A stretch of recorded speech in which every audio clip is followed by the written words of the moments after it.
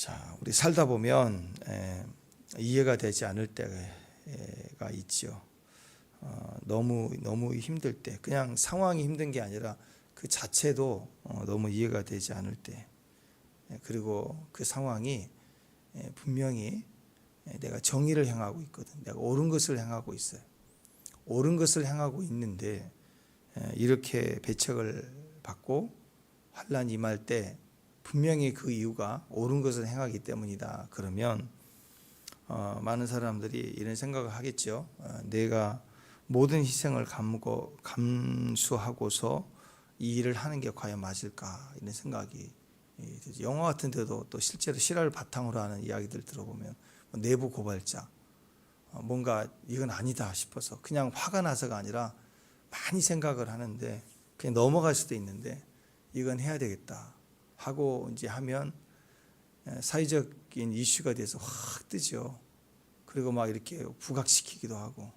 근데 이게 시간이 지날수록 지쳐가는 거죠. 오히려 정의가 더 지치고 힘들고 막 더 이전보다 더 고통스럽고 막 이런 일들이 있을 때 과연 이게 맞는 것일까? 이게 과연 뒤집어질 것인가? 막 그 고통이 이중으로 삼중으로 다가오는 현실이 있지 않습니까?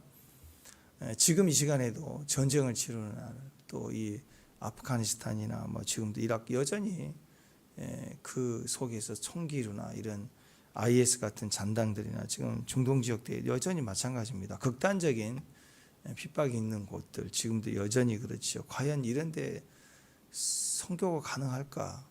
과연 이런 곳에 선교사가 남아 있는 게 맞을까? 선교사님들도 여기 맞을까? 이스라엘이나 지금 가자지구 여기도 마찬가지입니다. 과연 이곳에 그리스도의 이름이 유용할까? 또 선교가 가능할까? 복음이 전해질까? 근데 엄청난 복음이 전해진대. 사람이 못 가니까 알라를 외치던 사람들이 한계 속에서 한계를 당하니까 갑자기 예수님을 보게 되고 환상으로 보고 빛이 임하고 막 이래서 그런 간증들이 막 지금 있더라고요.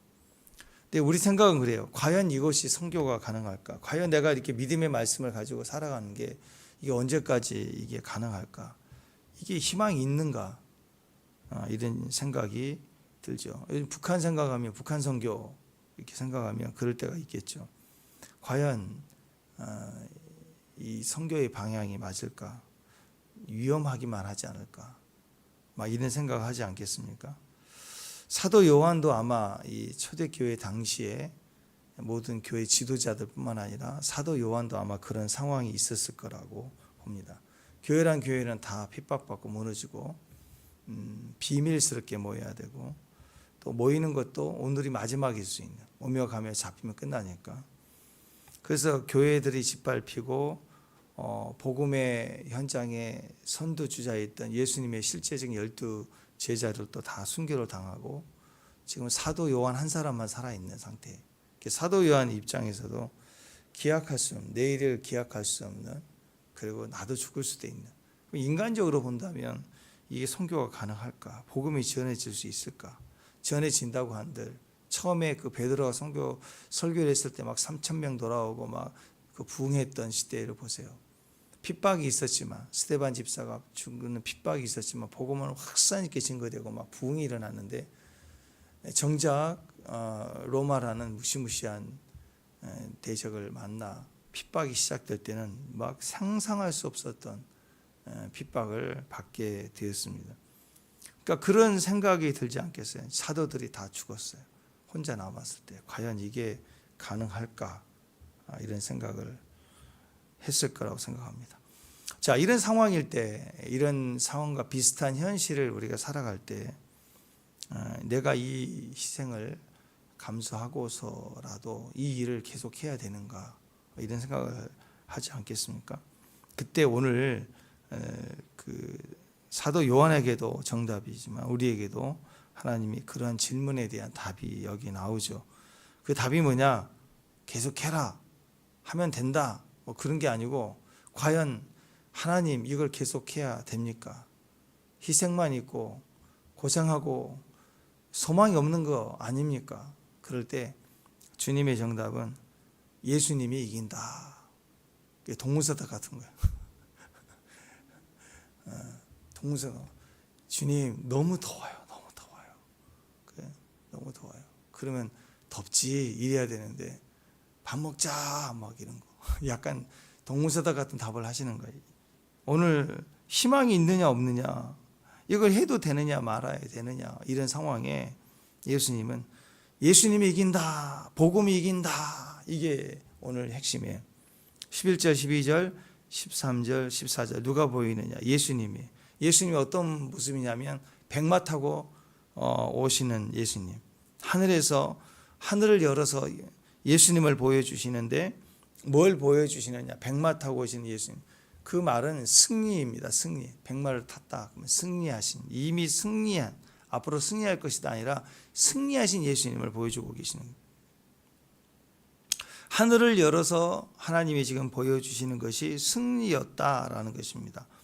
보통 사람들은 볼 수 없는 승리입니다. 이 승리는요, 보통 사람들은 볼 수 없는 승리예요. 요한만, 하나님 보여주시는, 요한에게 제한적으로 보여줄 수 있는, 요한만이 볼 수 있었던 승리. 출애굽기에 보면은 모세가 하나님의 영광을 보여주세요. 누구에게도 그 영광을 보여주지 않았죠. 하나님의 영광을 보고 살 자가 없어요. 그러니까 모세도 제한적으로 가리고 지나갈 때 그 뒷모습만 보게 하시잖아요. 어쨌든 이러한 영광은 모세 외에는 누구도 보지 못합니다. 모세가 그 정도 본 것만으로도 이스라엘 백성들이 모세를 쳐다볼 수 없을 만큼 얼굴에 막 빛이 났다고 하지 않습니까?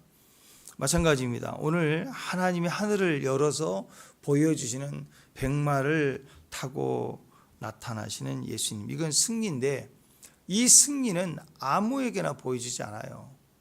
오직 하나님의 자녀에게만 보여줍니다. 보통 사람들은 볼 수 없는 승리입니다. 사람이 아무리 살피고 연구하고 노력을 해도 볼 수 없는 승리예요.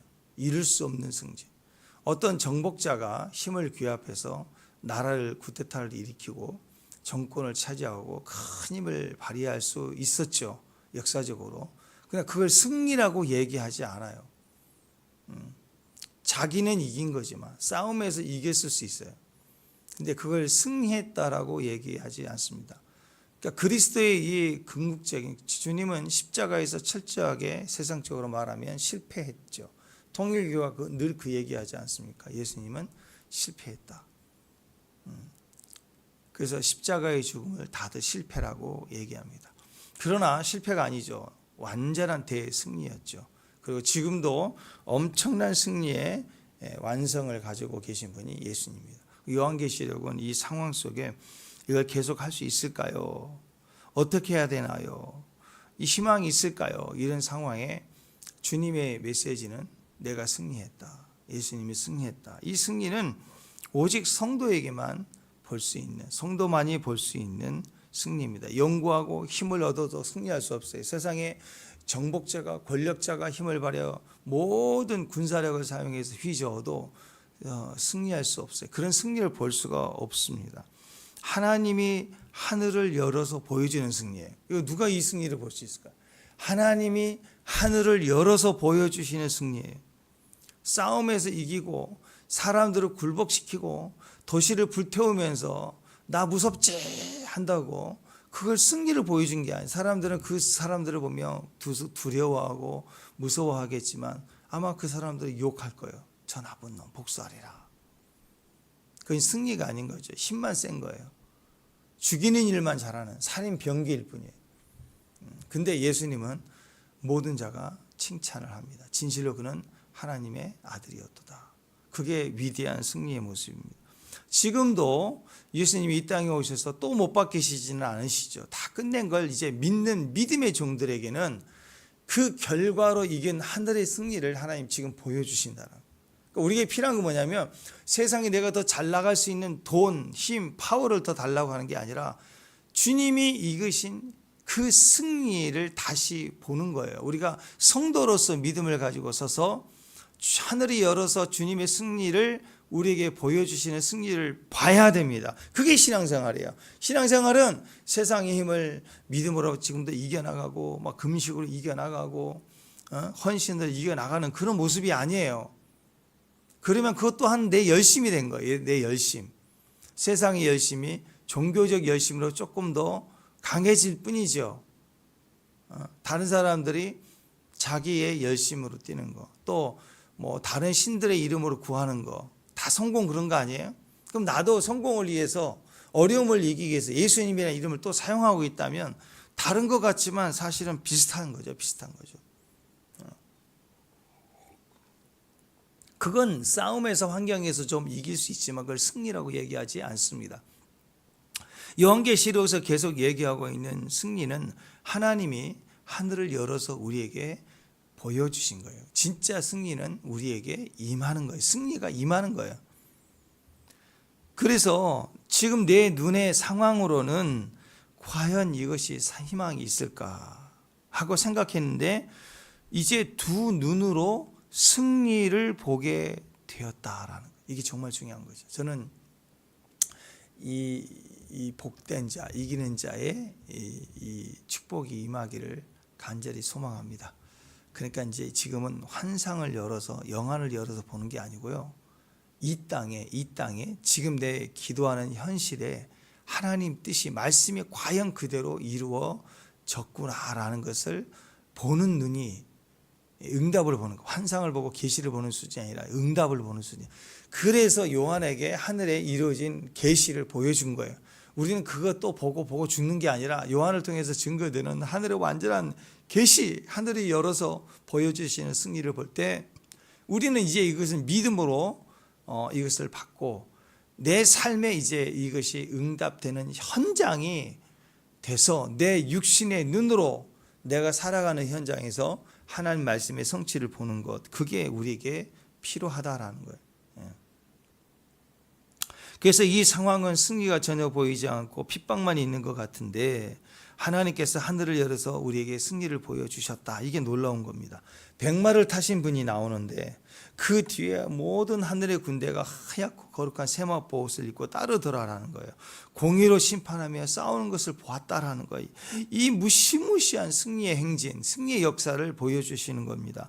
승리의, 한마디로 말하면 승리.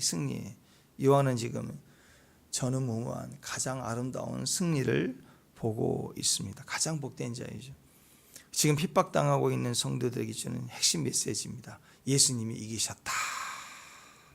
이겼다. 그리스도인들이 이긴다. 왜? 예수님과 그 뒤에 따르는 하얀 옷을 입은 거룩한 세마포 옷을 입은 무리들이 따르잖아요. 그죠? 그러니까 교회예요. 그리스도의 머리가 되시고 몸이 되신 교회가 이긴다. 복음이 이긴다. 희망이 이긴다. 이겼다라고 얘기를 하는 거예요. 그러므로 진짜 승리하는 신앙생활은, 축복합니다, 승리의 신앙생활은 보고하는 거예요. 신앙생활은 보고하는 거예요. 보고 봐야 됩니다. 보고 또 보고. 그러니까 여러분, 이제까지 우리가 신앙생활 그러면은 다 그랬죠. 그냥 덮어놓고 믿어. 그 다음에 묻지도 않고 따지지도 않고 믿어. 그게 맞는 것 같아요. 예, 그렇게 시작을 해야 돼. 잘 모르면 그거 믿으니까. 야, 잘 모르겠으면 나 믿지. 나 믿고 따라와. 급할 때는 그렇게 해도 얘기를 해야 되겠죠. 그러나 신앙생활 언제까지 사람 보고 가요? 언제까지 덮어놓고 믿어요?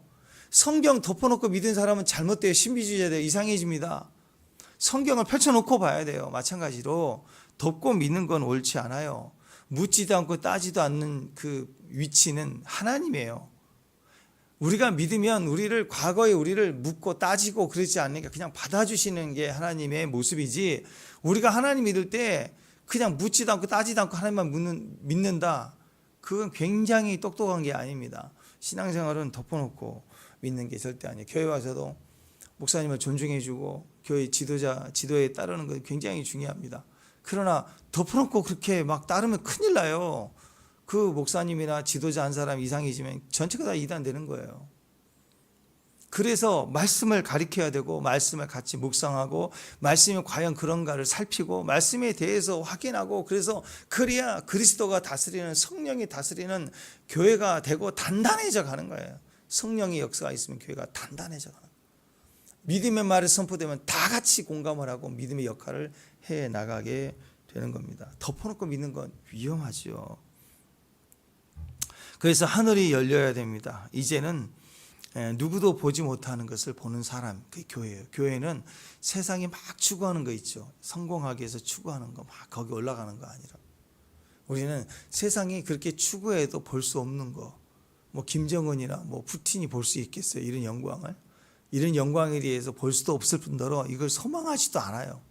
그러나 정상적인 교회는 주여 오늘 또 눈을 열어서 사도 요한이 보았던 이 영광을 보기를 원합니다. 이게 교회의 소원 아닌가요? 오늘 우리 가정에 대한 하나님의 승리를 보고 싶은 거예요. 환경을 까딱 한 주간 오늘 일용할 양식 넘어가는 정도가 아니라, 그래서 하나님이 우리를 먹이시고 입히시는 최소한의 생존을 맡기는 게 일용할 양식이잖아요. 그걸 맡기고 더 이상 더 원하지 않고 모든 에너지를 어디다 쏘아요? 하나님이 내게 보여주심을 보고 뛰겠습니다. 오늘 보여주세요. 말씀해 주세요. 듣고 뛰겠습니다. 보고 뛰겠습니다. 우리는 보고 뛰는 사람들이.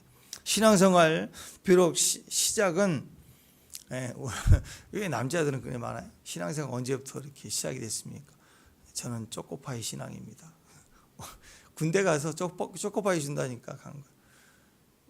불교 종교 행사에는 하나 주는데 부활절이었나 봐요. 부활절 행사 때는 한 박스씩 줬거든요. 그러면 막 종교 행사 날 막 엄청나게 와요. 엄청나게 한 박스 받아가려고.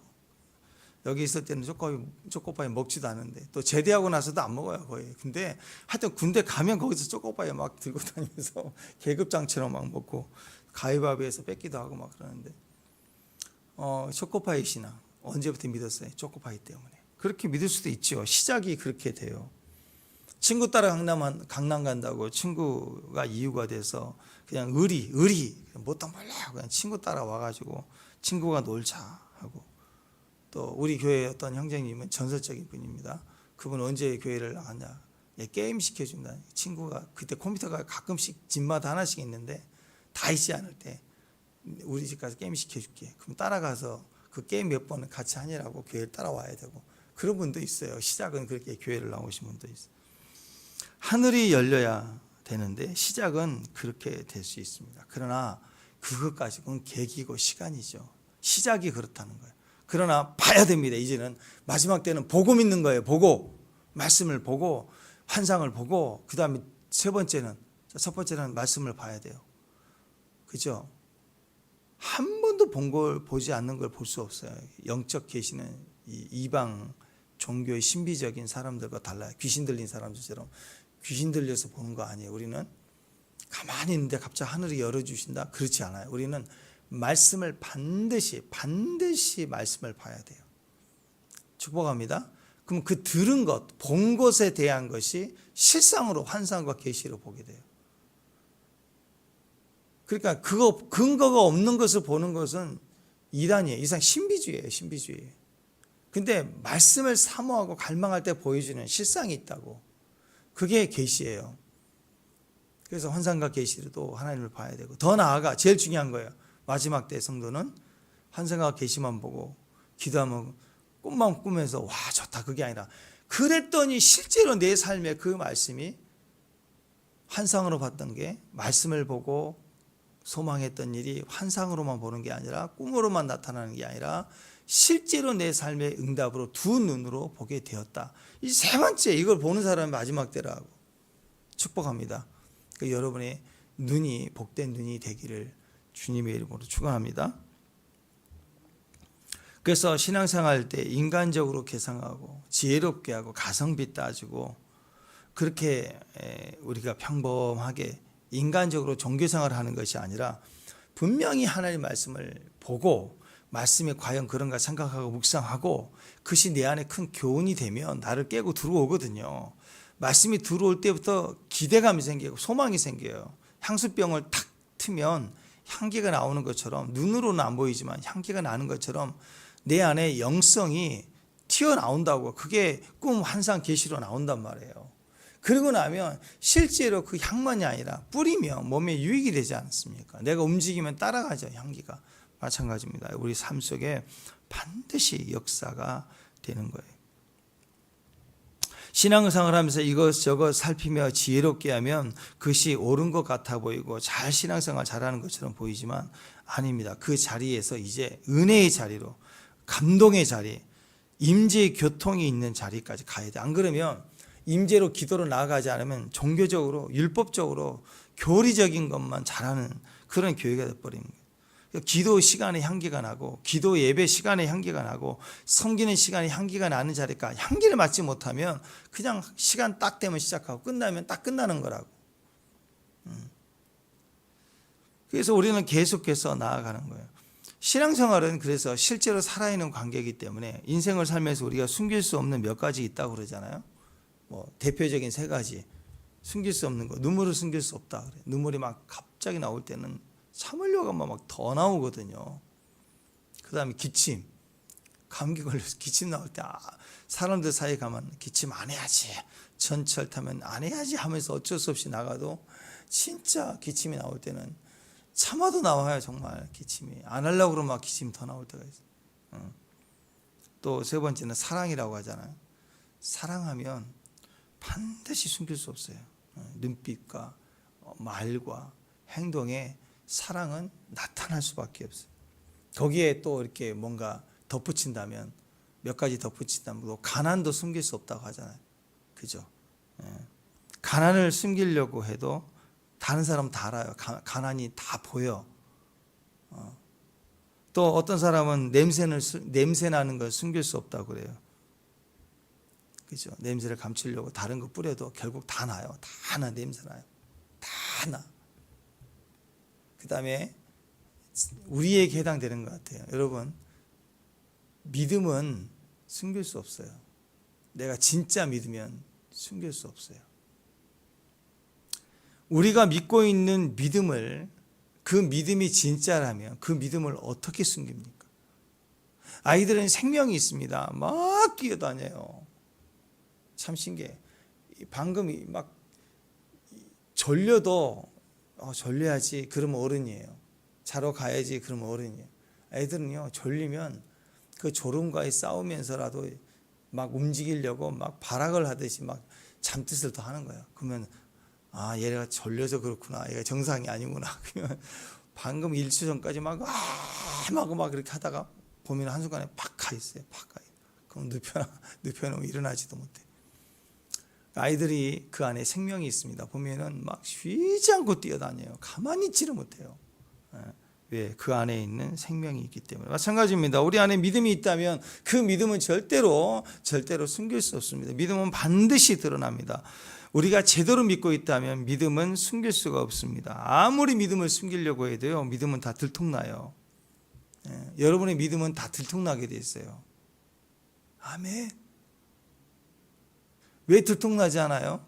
믿음이 없으니까.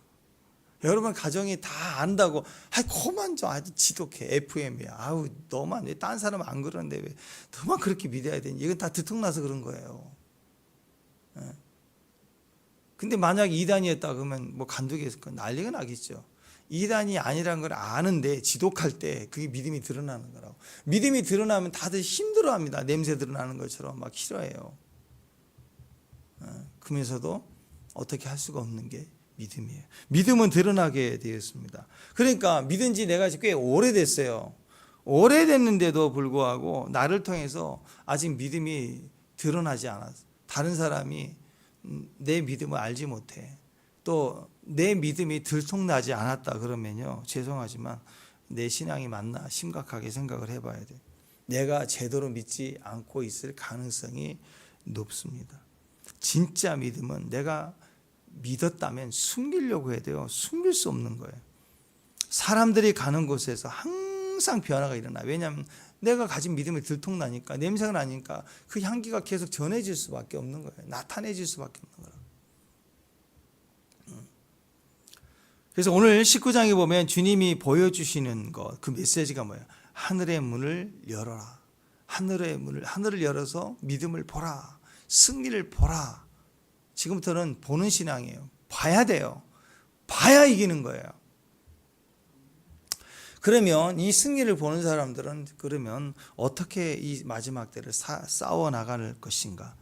하늘의 계시를 보지 못하고 하나님이 우리에게 보여주시는 승리를 보지 못하면 다 자기 노력과 열심으로 이기려고. 하나님이 우리에게 보여주시는 그 승리를 보게 되면 우리는 예수 이름으로 싸워요. 내가 내 힘으로 싸운다는 의미는 다 자기 이름을 걸고 싸운다고. 우리 흔히들 그런 얘기하죠. 나가 누구야? 그리고 막 나가 홍길동이야 막 이런 얘기 한 사람도 있잖아. 자만하고 손에 장을 짓는다. 뭐 내가 틀린 말 한 적이 있냐? 다 내가다. 이게 다 내 이름으로 하는 거라고. 그럼 내가 이기면, 내가 전쟁에서 이기면 다 내 이름을 남기려고 그래요. 사람은 자꾸 이름을 남기려고 그래요. 인생을 자기 힘으로 사는 것을 자기 이름으로 싸우는 거다라고 얘기를 합니다. 예수님의 힘으로 의지해 싸운 사람들은 예수님의 이름으로 사는 거예요. 그게 다르다라는 것입니다. 직장에서도 뭐 대리란 이름보다는 과장이 낫고, 과장보다는 뭐 차장, 부장이 낫고, 또 부장이라는 이름, 이왕이면 사장이라는 이름이 더 낫지 않아요? 오늘 18절을 보면 이름들이 나와요. 18절에 보면 왕들, 장군들, 장사들, 요즘 같으면 재벌들, CEO들.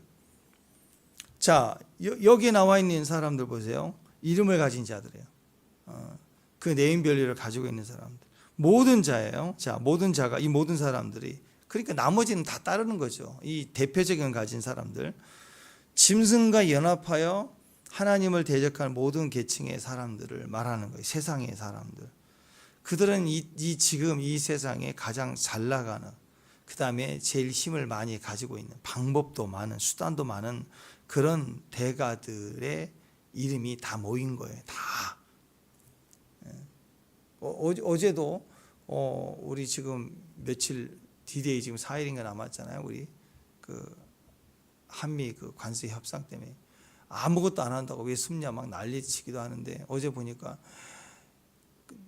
대통령이나 주변이 막 장관들은 막 패싱당하고 맨날 쫓아다니고 막 안 만나주고 막 난리가 났는데, 어제 보니까 이재용 씨도 막 비행기 타고 막 그 기업가들은 지금 날아갔어요, 미국에. 왜 그래요? 다 네임별. 우리 같은 사람은 누가 만나주겠어요? 경제인들, 장군들, 또 이런 대통령 같은 정사들, 다 이런 분들은 지금 나라에 무슨 일이 있으면 모이잖아요. 어떻게 해결해 보려고 막 하잖아요. 하나님 어떻게 하실지 모르지만 진짜 25% 맞으면 큰일 납니다. 큰일 나. 기업들이 수출을 못하게 되면 그 주변의 중소기업들, 이 공장 다 멈춰요. 그러면 교회적으로도 너무너무 많이 어렵고 힘들어질 거예요. 그러니까 이렇게 되면 어떻게 해요? 지금 여기도 해결해 보려고 이기는 자들, 장군들, 왕들, 장사들 다 모였어요. 다 모였어요 지금. 그래도 그들의 심판을 해결할 수 있을까요? 심판을 해결할 수 있어요? 없어요. 결국 그들의 시체는 새들이 먹이가 된다, 이렇게 얘기를 합니다. 대적자들은 이 땅의 모든 수를 가지고 다 모여요. 그래서 인간의 숫자가 6이라고 그랬죠. 6. 짐승의 수를 아무리 많이 해. 그러면 더 늘립시다. 6. 그래도 7이 절대 안 돼. 7이 절대로 안 돼. 하나님의 숫자 7이 절대 안 되는 거예요. 인간은 아무리 많이 모여봐야 6일 뿐인 거예요. 이 힘은 가짜예요. 진짜 힘은 7. 완전수는 하나님으로부터 시작이 되는 거거든요. 그러니까 세상에 와서 세상의 힘을 가지고 세상의 네임밸류 가진 사람들 다 모여서 이겨보자, 뭐하자, 모여봐야 그들은 심판을 받게 되고 산산이 쪼개질 수밖에 없다. 그러니까 하나님이 지금 그 대적자들이 주변에 무시무시하게 몰려드는 이 상황을 보고 이스라엘 백성들이 지금 사도 요한이 두려워할 수, 이게 과연 희망이 있을까라는 상황일 때 하나님은 더 큰 하늘의 승리를 보여주면서 그들은 심판을 받게 되고 무너진다는 것을 다시 확신하게 되는 거예요. 교회에 와서, 그러니까 교회에 들어와서요, 교회에 있는 사람이 교회 일을 하는데 교회에서 열심을 품을 때 세상에 있는 타이틀 갖고 뛰면 안 돼요. 우리 막 예배하다가 틀리기도 하고 묻혀가기도 하고 씩 웃다가 가사 혼자 틀렸어 씩 웃어요. 그러면서 또 묻혀가는 거예요. 찬양하면서 애들 왔다 갔다 뛰고, 이 아마추어스러운 게 얼마나 아름다운 건지 아세요, 여러분? 한 사람이 있어서 그렇게 참여한다는 게. 아직 믿음도 100% 안 됐는데 막 참여해. 그럼 끝나고 막 빨리 혼자 가려고 그러고 막 도망가려고. 우리 수준이 그렇다고. 그래서 떨어지는 게 아니고요, 그 수준인데도 참여하고 있는 예배 얼마나 귀한 거. 여러분, 보통이 이게 귀한 거 아니라고. 온전하지도 않는데 지금 모일 수 있고 한 번 이렇게 할 수 있다는 것은 이게 신기한 일입니다. 신기한 일이 벌어지고 있는 거예요. 근데 이제 어느 날 우리 교회 가수 출신 유명한 가수가 왔어. 그래서 목사님, 제가 한번 찬양 인도 한번 해볼까요? 웃기지도 마라. 네가 노래하는 거지 찬양하는 거냐? 그럴 수 있죠. 뭐 서울대 성악과 교수님이 올 수도 있겠지. 뭐 왔다고 해봅시다. 그분을 무시하는 게 아니라 찬양은 달라요. 찬양은 내가 할 수 있느냐가 아니라 하나님 받으시냐의 결정나요. 어떤 태도로 받느냐, 어떤 모습으로 받느냐. 그게 중요한 거라고. 그러니까 세상에 어떤 그 타이틀을 가지고 있는 사람이 교회 온다고 막 시키고 일하고 그런 거 아니라고. 그렇게 할 수 없는 거예요. 해서는 안 되는 거예요. 그러니까 세상의 타이틀을 가지고 교회 안에서 뛰는 건 미련한 거예요. 제일 미련한 거예요. 저번에 얘기했죠. 우리 안산에 우리 선배 목사님 교회 MBC 노조 부위원장까지 하는 기자 출신, 현재 기자인 사람. 그래서 막 목사님 한 1년 반 동안 막 오른팔처럼 하고 막 잘하겠다고 그러고 막 바꾸겠다고 그러고 막 그 교회가 좀 복잡하긴 해요. 복잡하긴 하는데 막 그렇게 하겠다고 해서 음향 장비도 뭐 7천만 원 가까이 다 바꾸고 막 자기가 하겠다고 해서 일단 하고 거기서부터 잘못된 것 같아. 싹 다 빚으로 바꾸고 자기가 이제 책도 쓰고 했으니까 이번에 수익이 들어오면 한다고 이제 다 해놓고는 날라버렸어요. 날르기 전에 PD니까 방송에서 봤던 거고 기자고 그러니까 본 게 얼마나 많아요. 이렇게 해야 된다. 스크린도 바꿔야 된다. 뭐 해야 된다. 다 열심히 하니까 맡기죠. 자기가 하겠다고 그러고. 그 다음부터는 막 갑자기 오후 예배 시간을 바꿔야 30분 더 바꿔야 되는데 왜 자기가 가야 되니까 막 이상하게 돌아가더니 막 웃기고 그러는 그게 안 통하니까 갑자기 그냥 떠버렸어요. 그 빚을 다 해결해야 되고. 그러니까 그런 일들이 교회에 조금씩 있죠. 그 왜 그럴까요? 오늘 말씀으로 비춰보면 교회가 밀어냈던 거예요. 왜? 세상 타이틀을 가지고 뛰는 식으로 따라가면 다 망하는 거예요. 저번에 한번 그런 간증이 있어요. 어떤 교회도 서울에서 어떤 사업을 하시는 집사님이 한 100여 명 되는 교회, 단단하게 잘 가는 교회 와가지고 헌신하니까 엄청 헌신하고 교양 있고 그 뭐 잘 살고 왜 왔냐 그랬더니 새로운 사업 아이템 때문에 출퇴근이 어려워서 이쪽에서 인천 공장을 하니까 같이 와서 한다고 그러면서 막 교회에 힘이 되는 거예요. 막 나서서 막 삼계탕 한꺼번에 다 사고 막 이러면서 그러다가 그분이 좋은 아이템이 있다고 하니까 다 투자하고 작게는 이제 50만 원, 100만 원 이렇게 투자를 했는데 그 다음에 어떻게 되겠어요? 수입이 주죠. 50만 원, 100만 원 주는 수입을 다 주는 거예요. 한 달 만에 2배씩. 그 다음에 목사님이 하지 말라고 해요. 아니요. 이미 맛을 봤거든요. 그럼 다 집 팔고 뭐 대출 받고 다 쏟았다가 안 나타나요. 박살났어요, 교회. 그럴 때는 꼭 뭐라고 그러냐. 목사님 왜 분별도 못하고 왜 안 막으냐. 아니 막았잖아. 하지 말라고 해도 안 듣고 갈 때. 교인들이 한번 거기 물면요. 절대 말 안 들어요, 목사님. 심지어 그런 게 아니더라고요. 저는 교회를 나가려는 분들을 보면 항상 그래요. 통보를 해요.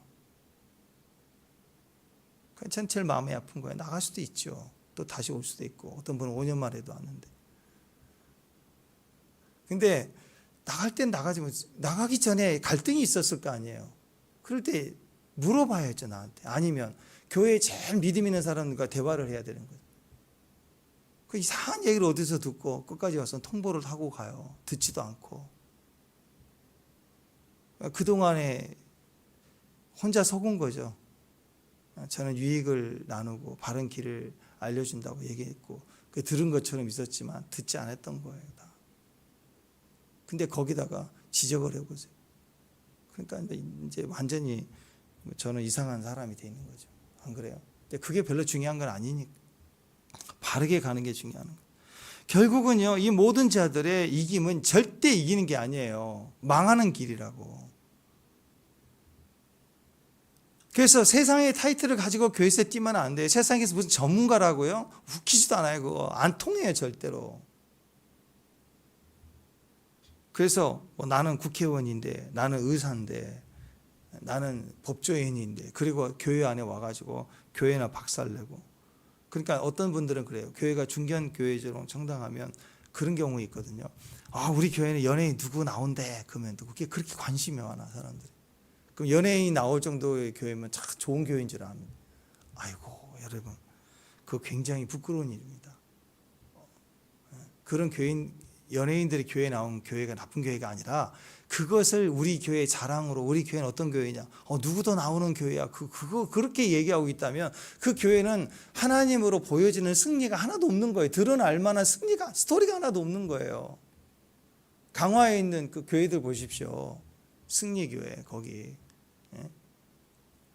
1만이 2만이 자기 이름 다 넣은 교회, 스토리가 있잖아요. 어머니 업고 와서 내가 세례를 받아라, 세례 받겠냐. 나는 어머니도 세례 안 받았는데 내가 세례를 받겠냐. 어머니를 갖다 업고 와가지고 세례 받게 하고 자기 세례. 이런 스토리를 보세요. 기억자 교회 같은 경우에 그 교회의 특징과 영성이 정확하게 뿌리로 남아 있잖아요. 그런 스토리들이 계속 있는 거. 교회는 국회의원이 나와서 힘이 되는 교회, 연예인이 나와서 힘이 되는 교회, 민중의 힘, 국민의 힘이 아니라니까. 교회는 국민의 힘이 아니에요. 민중의 힘이 아니라고. 민주주의 교회가 아니라고요. 믿음이 교회의 힘이에요. 교회는 어떤 이름으로 싸워야 되느냐? 예수의 이름으로 싸우는 거예요. 성도들은 다른 수단이나 방법으로 이기는 자들 아닙니다. 그분의 이름으로 이기는 자들이에요. 그래서 그분의 입에서 나오는 예리한 검이 나와서 그 망국을, 국민의 힘을 치는 거라고. 망국의 힘을 치는 거라고. 짓받고 받는 거예요. 15절이죠. 철장으로 다스리는 거예요. 철장 권세가 나타나는 거예요. 예수의 이름을 사용할 때. 그래서 우리는 기억해야 됩니다. 성도들에게는요, 하늘이 열려요. 승리를 보는 거예요. 봐야 됩니다. 보며 뛰어야 달라지는 거예요. 예수님을 보면 예수님이 이기세요. 말씀을 읽고 묵상하고 선포하면 내가 이긴 게 아니라 말씀이 이긴다고. 그 말씀이 나를 이겨요. 그러니까 말씀이 나를 이긴 말씀이 세상을 이기는 거예요. 복음을 전하면 복음이 이기는 거예요. 예수님의 이름으로 기도하면 예수님의 이름으로 기도한 그 기도가 이기는 거예요. 내 소망이 이루어지는 게 아니라 예수님의 이름으로 한 기도가 이기는 거라고. 오늘 승리잖아요.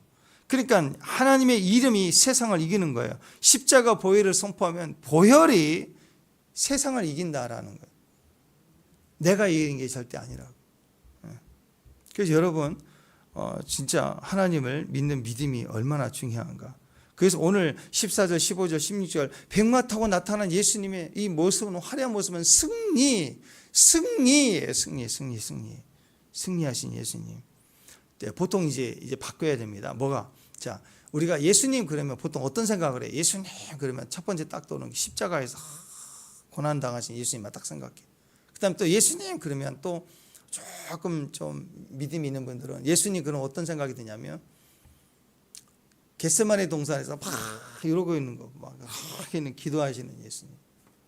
거기에 조금 믿음이 좀 강하신 분들은 예수님 그럼 딱 떠오르는 이미지가 풍랑을 다 이기신 예수님. 풍랑 배가 난리치는데 제자들은 죽겠다고 머리 받고 난리 났는데 예수님은 풍랑 앞에 다 꾸짖으시는 막 이런 장면. 여러분은 예수님 그럼 딱 떠오르는 이미지가 뭐예요?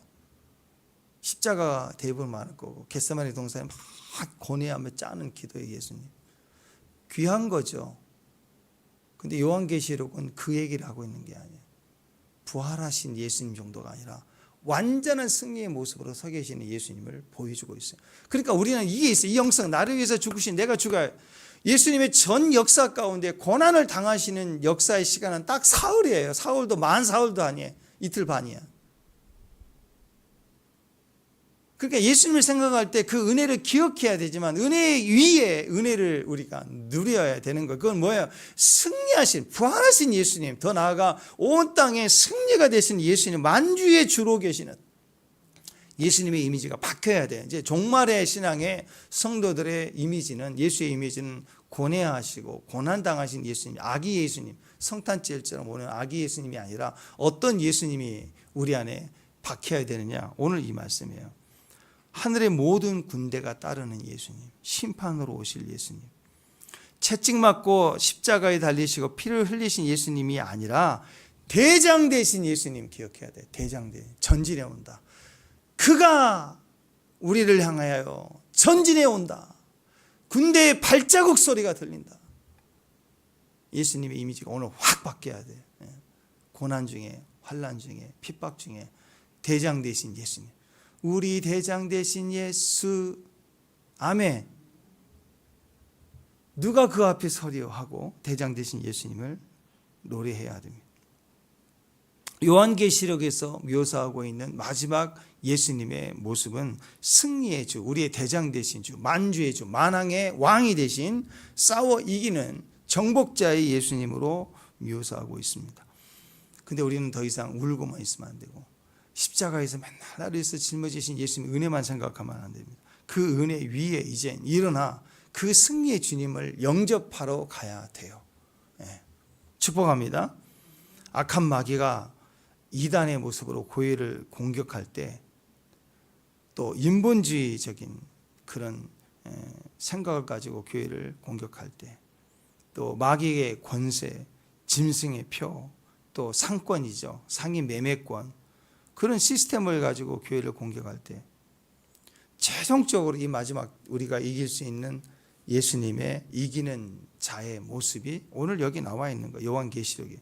요한계시록은 승리의 법, 싸우는 법이 나와 있는데, 그것은 뭐냐? 예수의 이름이에요. 내 이름이 아니라 예수의 힘이에요. 내 힘이 아니라.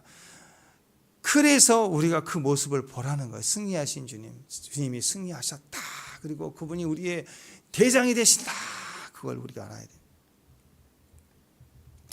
교회가 겉으로 보기에는 역시 세상에서 볼 때 엉성해 보이고 힘없어 보이고 등치만 크고 사람들이 다 비리 집단, 저것들 막 이기적인 것들 막 이렇게만 보고, 국가도 이제는 툭툭 건드려요. 막 건드려.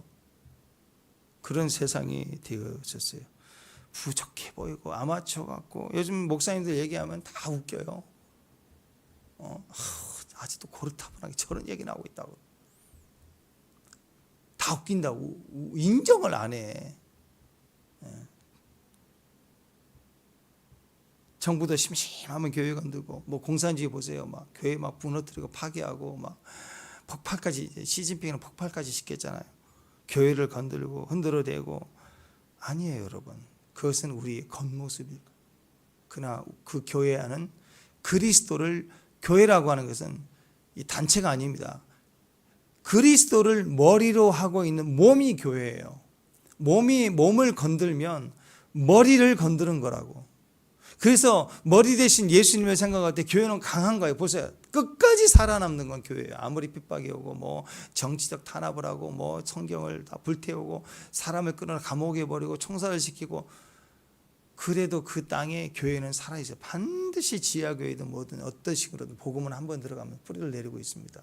그게 교회의 강함이에요. 이제 보십시오. 그 많은 간증들이 쏟아져 나올 거예요. 믿는 자들이 모여서 찬양하고 예배할 때, 그때 그 파워가 거기서 나오는 거예요. 정치하는 거 아닙니다. 마귀가 제일 두려워하는 게 뭔지 아세요? 교회를 무서워해요. 그러니까 정치인들이 핍박을 할 때 왜 교회를 핍박하는가? 막 가볍게 하고 그런 것도 있지만 무섭기 때문에 핍박을 해요. 정말 이상한 집단이고 저것들 문제가 있고 이용할 가치가 없고 두렵지 않고 그러면 내버려 둬요. 두렵기 때문에 그런 거예요. 그래서 여러분, 교회는 이기는 교회입니다. 이기는 방법은 바로 예수 그리스도 이름이고, 그리고 그 모습은 예배예요. 어떤 상황에서도 나의 주님은 예수님, 예수의 이름으로 주 앞에 나가 엎드리는 거. 엎드리는 거. 네. 구한말 시대 신사참배 문제로 교회가 다 무너지고, 교회 안에 정치가 들어오면서 교단에서 신사참배는 국민 의례다 하고 헌법을 때리면서 교단들이 나눠지고 무너지기 시작했습니다. 그때 유일한 많은 목사님들이 그건 아니다, 이건 우상이다 라고 얘기했을 때 교단적으로도 제재를 받고 감옥으로도 끌려가는 일들이 있어요. 근데 우리나라의 고신 교단은 부산 쪽에 있는 그 교단은 교단 차원에서 신앙을 지켰어요. 그리고 얼마 되지 않아 해방이 되고 난 이후에 6.25가 터졌을 때, 그때 사흘 만에 그 부산 일대만 남고 다 그냥 다 정복이 됐잖아요. 그죠? 일주일 안에. 그때 피난 온 사람들이 해운대 앞에서 신사참배를 그때 회개하고, 철왕교회에 모인 목사님, 장로님, 이승만 대통령이 모여서 회개 기도를 한 지 사흘 만에 인천 상륙작전이 터집니다. 그러니까 이건 나라 살려달라고 기도한 게 아니라 이건 하나님이 우리를 내린 징계라고 보는 거예요. 왜냐하면 전쟁이 그렇게 3일 만에 서울 함락되고 또 일주일 6일 만에 부산까지 내려오고 이렇게 될 수가 없거든요. 이건 징계라고 보는 거예요. 그래서 엎드려 회개하고 기도한 시작한 지 사흘 만에 아마 주님의 응답이 없었으면 일주일을 될 수도 있을 거고 아마 그래요. 그 라인만 딱 남아서 더 이상 물론 최후 발악을 하고 전쟁을 했기 때문에 더 이상 넘어오지 않을 수도 있지만 그 순간 라인이 그어진 것처럼 그 일대에 더 이상 치열한 전쟁 가운데 넘어오지 못할 때 회개 기도했던 그 결과로 인천 상륙작전 터지게 되고 나라가 구원을 받습니다. 우리는요 하나님께 모든 나라의 주권도 또 우리의 생존도 우리의 영혼의 마지막도 그렇게 우습게 보이는 교회의 힘이 있다는 걸 알아야 돼요. 목사님들이나 정치적으로 문제가 있으면 다뤄줘야 돼요. 당연히 다뤄줘야 되겠죠. 그러나 신앙은 그렇게 저렇게 다뤄지는 게 아니라 정말 교회가 비리가 많고 문제가 많아서 국가가 막 사찰하고 그러나요? 그 의도는 다른 의도가 있음을 알아야 돼요. 그때 우리는 뭘 생각해야 되느냐? 죄에 대해서는 우리는 우리 죄도 회개하고 친구의 죄도 중보하는 사람들이 교회 아니에요. 죄에 대해서는 투명하게 공개하고 짊어져야 되는 게 맞아요. 그러나 그 의도에 대해서는 우리는 우리 향기를 나타내야 돼요. 그래서 우리는 더 기도해야 돼요. 가정이 살아야 되고 교회가 살아야 되고 우리는 예배에 충만해야 됩니다. 아멘. 로마 자체도 무너지게 되잖아요. 대로마 제국이 무너졌습니다. 그러니까 교회는 자꾸 사랑하는 것이고 모이기를 힘쓰는 것이고 함께 예배하는 것이고 그 예배가 얼마나 강한지를 체험하는 것이 바로 예배입니다. 어느 한 나라의 공주가 정신 이상이 와가지고 막 힘든데 외동딸이라 왕이 미치는 거예요. 내 딸이 하나밖에 없나? 내 외동딸이 맨날 막 집을 나가는 거예요. 정신 이상이 올 때마다 집을 나가버리는 거예요. 그러면 이제 이 왕은 맨날 우리 딸 찾아내. 이게 정치예요. 이게 외부와의 싸움이 문제가 아니라 이 왕의 골치는 내 딸을 고칠 수 없다면 집 나가는 딸을 갖다가 찾아내는 거예요. 왕의 명령은 자주 떨어집니다. 백방으로 찾아다닙니다. 왕의 큰 근심거리예요. 근데 갑자기 또 공주가 사라졌습니다. 그래서 백방을 찾아다니는데 절대 찾을 수가 없고 이번에는 도저히 찾을 수가 없는 거예요. 찾을 길이 없는 거예요. 소식도 없는 거예요. 그때 장군들을 시켜서 구석구석을 다 찾게 하는데 못 찾는. 그런데 시녀가 그 공주를 섬겼던 시녀가 왕이여 제가 한번 해보겠습니다. 그래? 뭐 어떻게 해볼래? 수천 개의 장미를 저에게 주세요. 장미를. 지도 내비게이션도 뭔 장미를 달라고 그러냐. 그냥 달래. 그 장미를 갖다가 한 곳에다가 확 쌓아놓고 계속 장미를 중간중간 해가지고 왕궁에까지 딱 길을 만들어냈더니 진짜 공주가 와 있는 거예요. 그래서 어떻게 했냐 그랬더니 우리 공주님은요 장미를 너무너무 좋아해서요 모든 꽃 중에 장미만 좋아해서 어느 한 장소에 장미를 다 쌓아놓으니까 그 향기를 따라왔다가 그 장미를 쭉 따라와서 왕궁까지 찾아왔다는 이야기.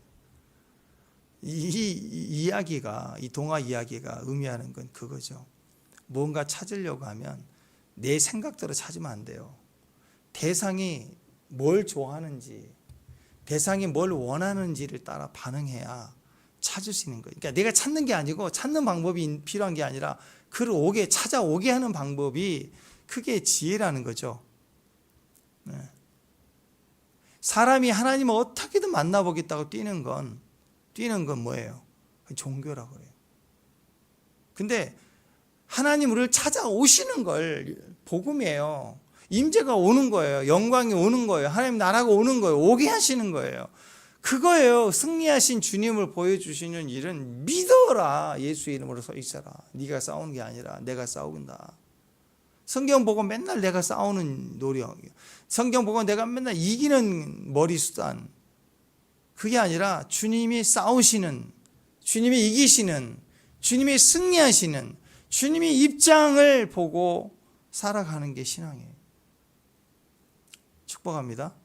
그러니까 이번 관세 문제 이것도 마찬가지예요. 우리가 막 장관들 보내서 막 찾으러 가니까 안 만나주고 뭐 어디 영국에 갔다가 뭐 식사 타임 알아보고 쫓아가고 또 패싱 당하고 조롱당하고, 그게 아니라 하나님이 우리 편이시면, 하나님 우리를 위하시면 세상 우리를 찾아오게 하는 거 아니에요. 그죠? 예. 그 지혜가 필요하다라는 것입니다. 뭐 흔한 똑같은 얘기잖아요. 말이 도망쳐 버렸을 때, 말을 찾기 위해서 들판으로 갔을 때 말을 못 찾는다고 하잖아요.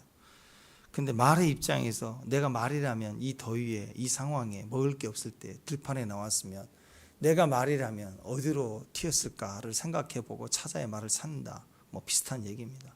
마찬가지예요. 내가 똑똑해서 내 입장이 아니라 하나님 상대 입장에서, 세상 입장에서, 하나님 입장에서 우리가 고민할 때 내가 찾는 게 아니라 찾아오시게 하는 거. 주님이 더 임재하시는 교회, 사람을 찾아 나서는 교회가 아니다. 더 하나님 임재하시는 교회, 그게 축복 아니겠습니까? 오늘 그 승리가 있기를 주님의 이름으로 축원합니다. 하나님 감사합니다. 이기신 예수님 승리의 모습을 보고 뛰는 귀한 믿음의 종들 되게 하옵소서. 예수님 이름으로 기도합니다.